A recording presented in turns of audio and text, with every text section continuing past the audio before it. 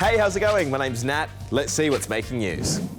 The UN State of World Population report dropped today, and a new country is about to take the lead from China as the most populated one on the planet. Here's Thomas to tell you which one. Earth. It's home to 8 billion of us. Some of us live here, and some of us live there. But a huge number of us live in India. Yep, according to the UN's latest State of World Population report, it's on track to become the most populated country in the world, which means China will fall to second place for the first time in 70 years. World population is reordering itself. So how many people are we talking? Well, India's projected to have about 1,428,627,663 by July this year. That's almost 3 million more people than China, with the US coming in a very distant third. But with great numbers of people comes great responsibility. Bigger populations means more demand for resources like food and water, and it can put stress on things like employment, public transport, and having enough housing. So India has a lot of work ahead to make sure it can sustain all those people. But there are also some benefits. It'll make India a pretty powerful country to deal with, and a large, young workforce is expected to massively grow its economy.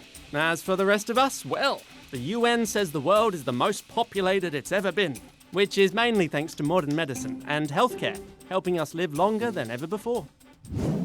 Tens of thousands of people watched the total solar eclipse from Exmouth in WA today.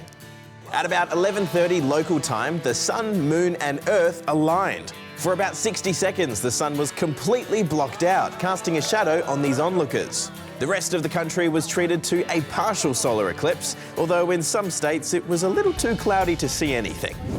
Have you ever heard this sound? That's the call of the northern corroboree frog, or gaiac as it's known in the Walgaloo language. And students in New South Wales are learning all about it from Indigenous elders. Here's Justina. Today we're here to look at the corroboree frog. We're going to paint up this corroboree frog and we're going to dance, yeah? Here in the Snowy Mountains in New South Wales, these students are learning about a very special little frog. 1, 2, 3. This is the northern corroboree frog, also known as gaiac in the local Walgaloo language. And it's played a special part in the lives of First Nations people on the land for hundreds of years. Our senior men would call to gaiac. If gaiac didn't respond, permission wasn't granted for our people to move to the next part of country. But the corroboree frog is a critically endangered species, with only about 300 males left in the wild. So local elders and scientists have joined with Taronga Zoo and Bangarra Dance Company to bring awareness to its struggles. They're working with the students to promote conservation and to pass on its ancient stories through art and dance. Well, what I like doing most is drawing and painting it. Well, it's an expression of who we are, and the children who are performing it here today will then tell their children and teach their children this dance, and it will continue. When I get the chance to tell some of my other friends, I'll tell them what the corroboree frog is. Now it's time for sport, but not as you might expect. First up, to the oldest swimmer in Tasmania, taking part in this year's Masters Swimming Championships. Margaret is 93 years old, and she'll be versing other people in the 90 to 94 age category.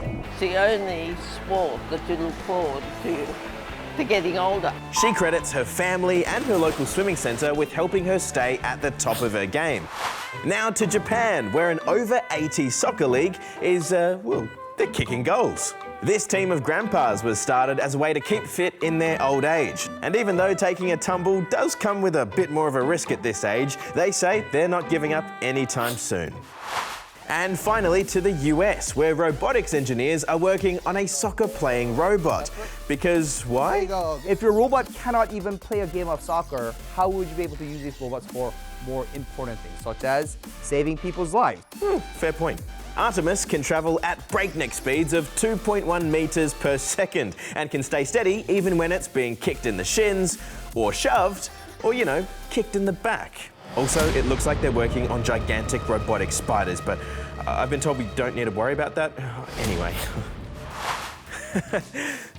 Well, that's all I've got time for today. We'll see you tomorrow. Bye.